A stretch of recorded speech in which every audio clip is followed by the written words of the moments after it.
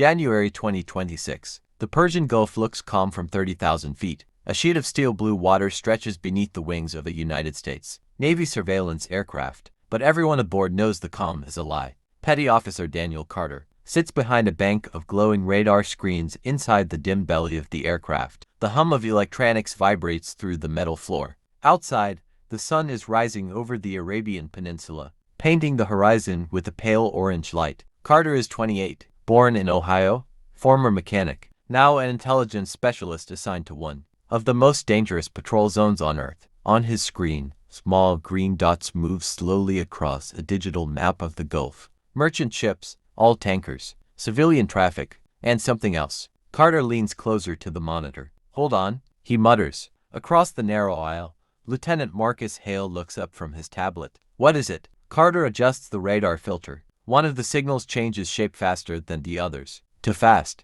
Possible patrol craft," Carter says quietly. The cockpit intercom crackles. "Sensor station, confirm contact." Carter zooms the display again. Now 3 more signals appear from behind a small Iranian island. 4 vessels, moving in formation. He exhales slowly. "Lieutenant, we've got multiple fast movers leaving Bandar Abbas." The words hang in the air. Everyone aboard knows that name. Bandar Abbas is Iran's most heavily fortified naval port, and tonight, intelligence warns something might happen. Lieutenant Hale stands and steps behind Carter's chair. The radar glow reflects in his eyes. "How fast?" 40 knots. "Accelerating," Hale swears under his breath. Outside the aircraft windows, the Gulf remains peaceful. All tankers glide slowly through the shipping lanes. The world looks normal, but on Carter's radar screen, the situation is changing by the second. The Iranian boats split into 2 groups. One group heads toward the Strait of Hormuz, the other directly toward a U.S. Navy destroyer escorting commercial vessels. Carter's throat tightens. "Sir,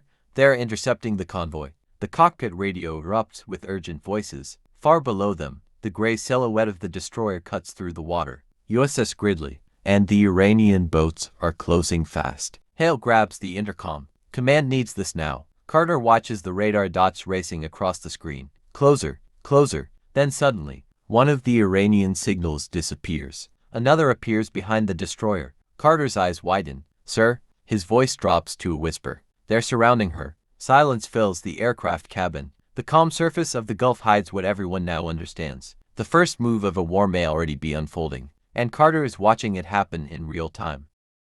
The aircraft cabin grows silent. Only the steady drone of the engines and the quiet hum of radar equipment fill the darkness. Petty Officer Daniel Carter stares at the screen. 4 Iranian fast attack craft now circle the gray shape of the American destroyer below. Their speed is aggressive, deliberate. This is not routine patrol behavior. Lieutenant Marcus Hale braces one hand on Carter's chair. "Distance," he asks. 8 nautical miles. "Closing fast." Carter's voice stays steady, but his fingers tighten on the keyboard. Outside the aircraft, the sky continues to brighten. Sunrise spreads across the Persian Gulf like a slow fire. Far below, the USS Gridley cuts through the water, escorting 3 massive all-tankers moving toward the Strait of Hormuz. On Carter's radar, the tankers appear as slow, lumbering icons. Civilian ships, unarmed, vulnerable. The Iranian craft accelerate. 45 knots. 50. Carter feels a chill run through him. "These guys aren't bluffing," he says quietly.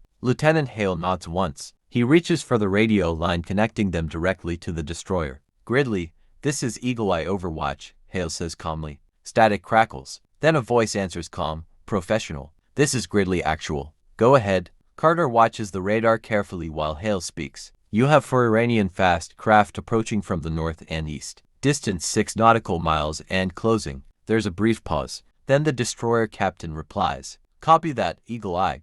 We see them." Carter imagines what the crew below must be doing now. Deck gunners rushing to their stations. Missile systems powering up. Radar operators staring at their own screens. The thin line between warning and combat. On Carter's display, the Iranian boats split again, to race directly toward the American destroyer, the other to angle toward the all-tankers. Carter sits forward. "Sir, they're separating targets." Hale stiffens. The cockpit intercom bursts alive. Multiple small craft detected visually. A crewman near the window lifts binoculars. "I have them. 4 vessels. High speed. White wake lines." Carter zooms the radar one more level. Something new appears beside one of the Iranian boats. A smaller signal, much smaller. Too small to be another vessel. His stomach tightens. Lieutenant, I'm reading possible drones. Hale turns sharply. What kind? Carter studies the signal. Surface drones, maybe explosive. The realization hits both men at the same time. Swarm attack. Below them, the destroyer begins to turn hard to starboard.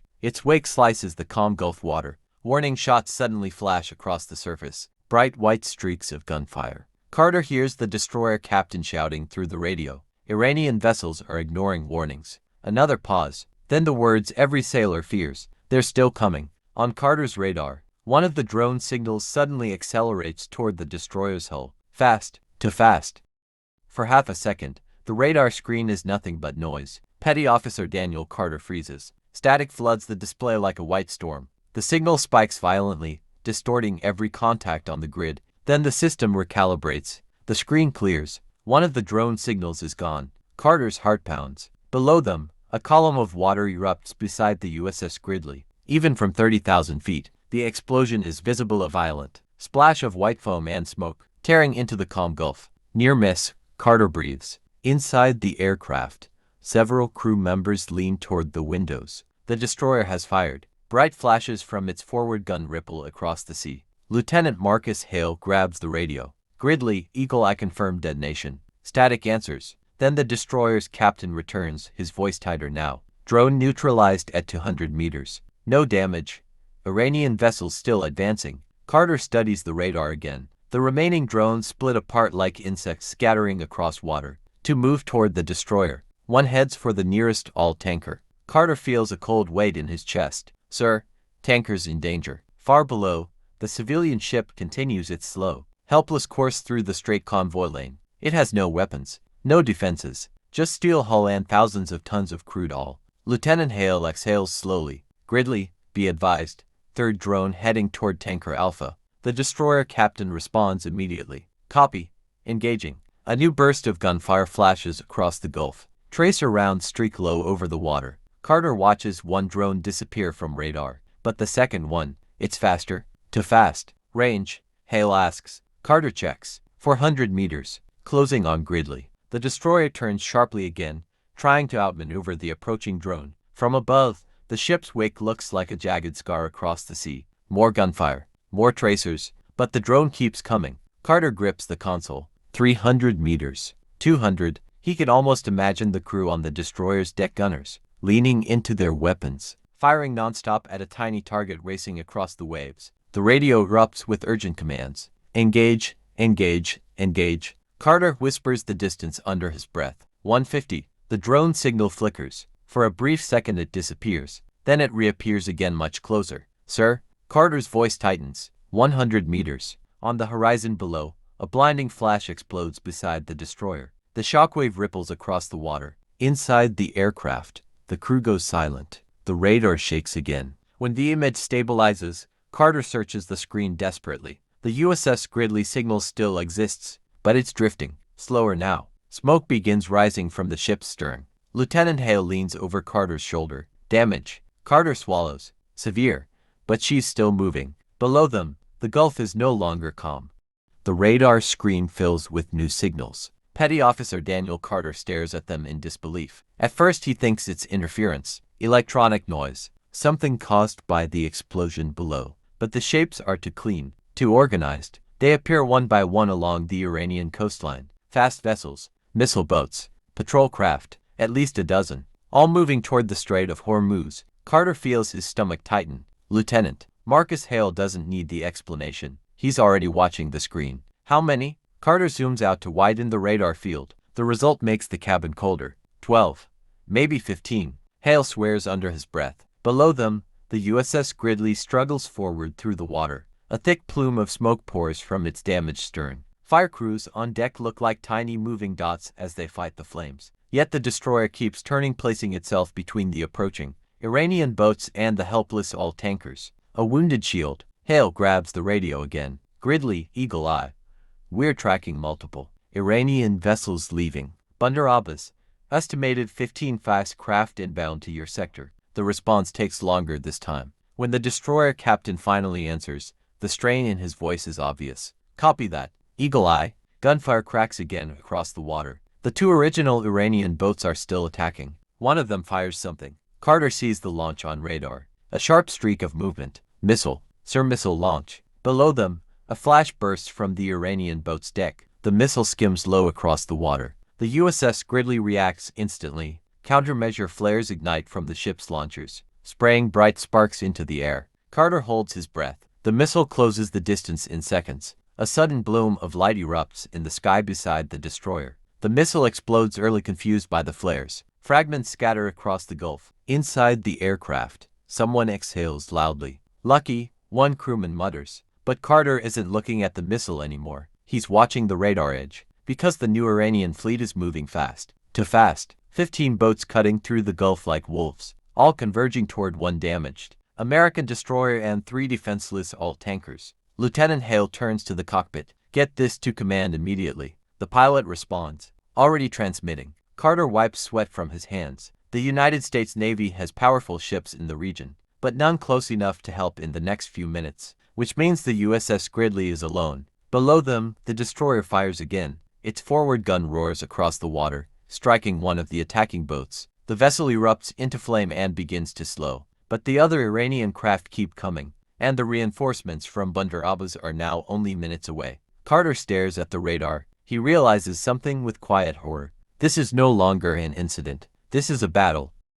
30,000 feet above the Persian Gulf, the surveillance aircraft circles slowly. Inside the dim cabin, every pair of eyes is fixed on the radar. Petty Officer Daniel Carter watches the approaching signals grow closer. 15 Iranian boats. 14 now. No 13. He blinks. One of the contacts disappears. Sir, one of the inbound craft just dropped off radar, Carter says. Lieutenant Marcus Hale frowns. Mechanical failure. Carter shakes his head. No, to Seddon. A voice from the aircraft window interrupts. Visual contact. Far east horizon. Several crew members lean toward the glass. Tiny shapes slice across the distant water. But one shape is different. Larger. Lower. Fast. The pilot's voice crackles over the intercom. Radar just picked up an air contact. Carter quickly shifts the radar mode. The new signal appears above the sea. Fast. Very fast. 200 knots. Then another signal appears beside it. Then another. Carter's eyes widen. Sir, we've got aircraft entering the area. Hale steps closer. Identify. Carter zooms the radar again, searching for a signature. For a moment the signals remain unclear. Then the system updates. Twin engine profiles. Low altitude. Iranian. Attack helicopters, Carter says quietly. Below them, the USS Gridley continues to fight. The destroyer's guns hammer the sea again, striking another fast boat. Flames burst from the vessel as it spins wildly across the water. But the surviving Iranian boats are spreading out now, encircling, and above the waterline. 3 helicopters race toward the convoy. Carter grips the console. Armed helicopters against a wounded destroyer and civilian ships. The math is terrible. Lieutenant Hale grabs the radio again. Gridley. Eagle Eye. Be advised 3 hostile helicopters inbound from the northeast. The destroyer captain answers instantly. Copy that. There is no panic in his voice. Only exhaustion. Carter imagines the scene on the destroyer's deck. Smoke drifting across the steel. Gunners sweating behind their weapons. Radar alarms echoing through the ship's interior. And now helicopters closing in low over the water. The pilot speaks again. They're flying nap of the sea, trying to stay below radar. Carter watches the signals climb suddenly. The helicopters rise. Just enough. Probably preparing to fire. Seconds stretch inside the aircraft. The first helicopter reaches attack range. On Carter's radar, a small flash appears beside the aircraft signal. Missile launch. Below them, a thin white trail streaks toward the USS Gridley. Carter whispers under his breath. Come on.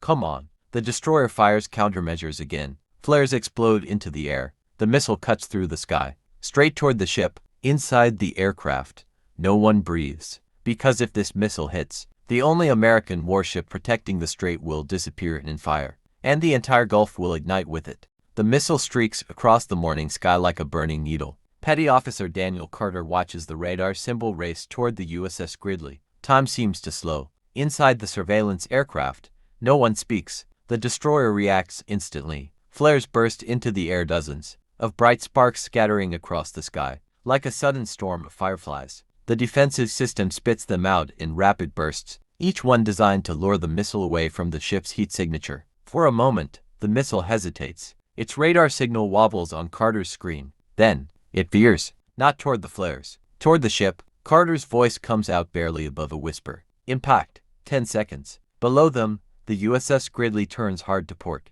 The ship's engines roar, carving a violent arc through the water. Deck gunners continue firing at the approaching boats. Even as the missile closes from above, the helicopter that launched it banks sharply away, already preparing for another pass. Inside the aircraft, Lieutenant Marcus Hale grips the radio. Gridley missile still tracking you. The reply comes instantly. Copy. No panic, just calm professionalism. Carter watches the distance numbers collapse. 200 meters, 150. Then suddenly, a violent flash erupts above the destroyer. The missile detonates in midair. Carter blinks. Fragments scatter across the sky like burning sparks. The radar signal disappears. For a moment, no one understands what happened. Then the pilot speaks. Gridley just shot it down. Below them, the destroyer's close-in weapon system, its last line of defense, continues, spinning. The rapid-fire cannon still smoking from the burst that saved the ship. A few crew members inside the aircraft let out quiet breaths, but Carter doesn't relax, because the radar picture is getting worse.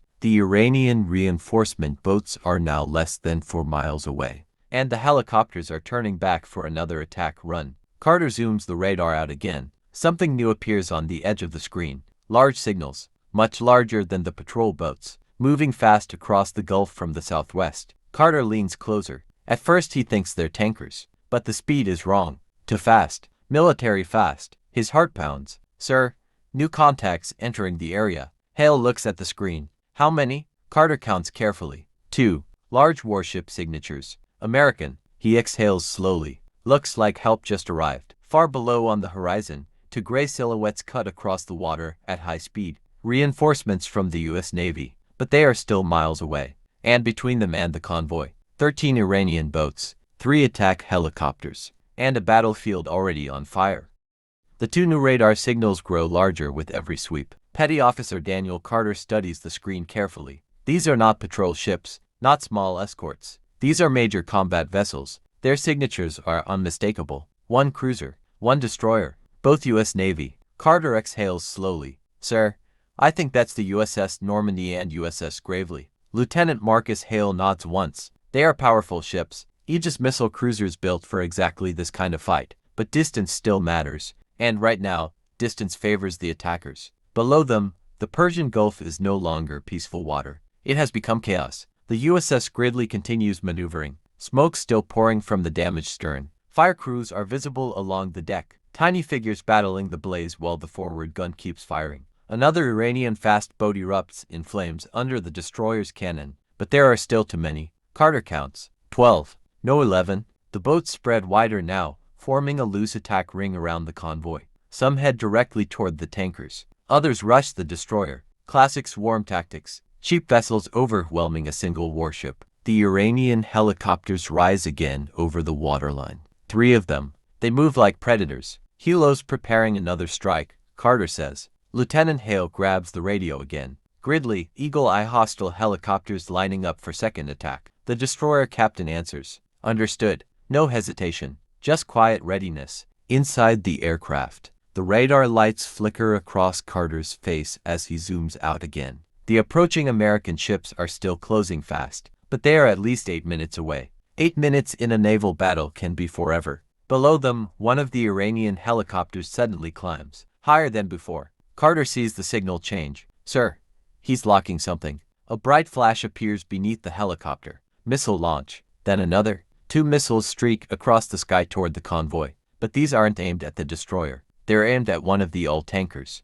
Carter's chest tightens. The massive civilian ship continues forward, unaware of the deadly streaks cutting toward it. Gridley tankers targeted. Hale shouts into the radio. Below them, the destroyer reacts instantly. The wounded ship swings hard again, placing itself directly between the incoming missiles and the slow-moving tanker. Carter realizes what the captain is doing, using the destroyer as a shield. The missile trails grow brighter as they close the distance. 300 meters. 200. The destroyer fires flares again, but these missiles aren't chasing heat. They are locked on radar. Carter grips the console. The USS Gridley remains directly in their path. 1 missile streaks toward the ship's bow. The second follows seconds behind. Inside the aircraft, no one says a word, because this time, there may be no way to stop them.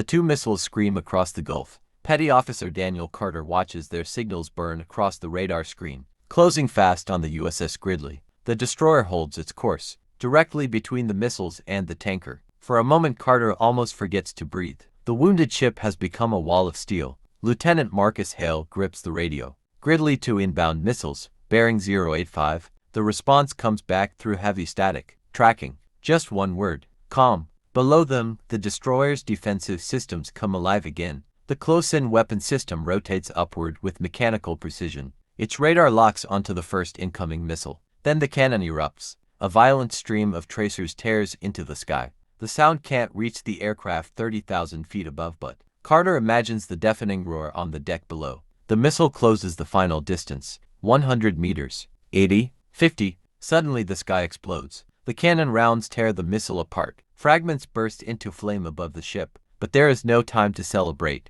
The second missile is already arriving. Carter sees it on radar. Closer. Faster. Second missile 20 seconds. He calls out. Below them, the destroyer's cannon stops firing for a split second. The barrel glows faintly from the heat. Then it rotates again, trying to reacquire the new target. But the missile is coming from a slightly different angle. The system hesitates, just long enough. Carter whispers under his breath, "Come on." The cannon fires again. Tracers streak upward, but the missile dives lower, skimming the water's surface now. The destroyer turns violently to port. Too late. The missile slams into the sea beside the ship. The explosion is enormous. A towering column of water and fire engulfs the destroyer's midsection. Inside the aircraft, the crew watches in stunned silence. When the smoke clears seconds later, the USS Gridley is still afloat, but barely. Flames now spread across the deck. The ship slows dramatically. Carter checks the radar. The destroyer's speed drops. 12 knots, then 10, then 8. The Iranian boats see the damage. They surge forward, like sharks sensing blood. 9 fast boats now race toward the crippled destroyer and the helpless tanker convoy. The helicopters circle above them, preparing yet another strike. But Carter's eyes are no longer focused on the attackers. He looks toward the southwest edge of the radar screen. The 2 American warships are almost here now, only 3 miles away, and their missile systems are finally entering range. Lieutenant Hale leans closer to Carter. Can they make it in time? Carter watches the swarm of boats rushing the wounded destroyer. He doesn't answer, because the next 60 seconds will decide everything.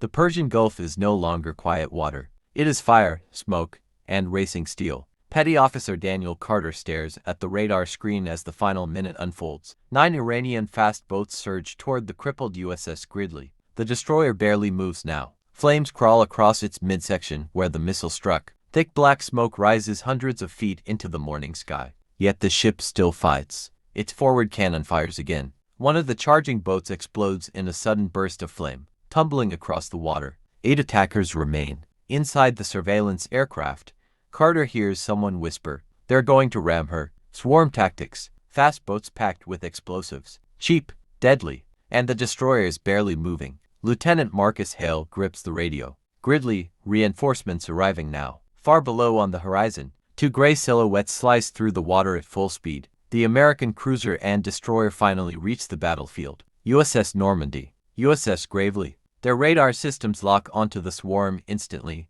Inside Carter's radar display, dozens of targeting lines appear. Then the cruiser fires. Vertical launch cells erupt in blinding flashes along the ship's deck. Missiles shoot into the sky one after another, thin white streaks climbing before arcing toward the Iranian boats. Seconds later, the Gulf erupts in explosions. 1 fast boat disappears in a ball of fire. Another flips violently as a missile detonates beside it. A third simply vanishes beneath a cloud of smoke and shattered water. Carter counts quickly. 5 boats destroyed, 3 still charging. The helicopters suddenly turn away. They know what those ships carry. The Gridley fires next. More missiles streak low over the water. 2 of the remaining boats explode almost instantly. Only 1 survives, and it is dangerously close to the crippled USS Gridley. Carter leans forward.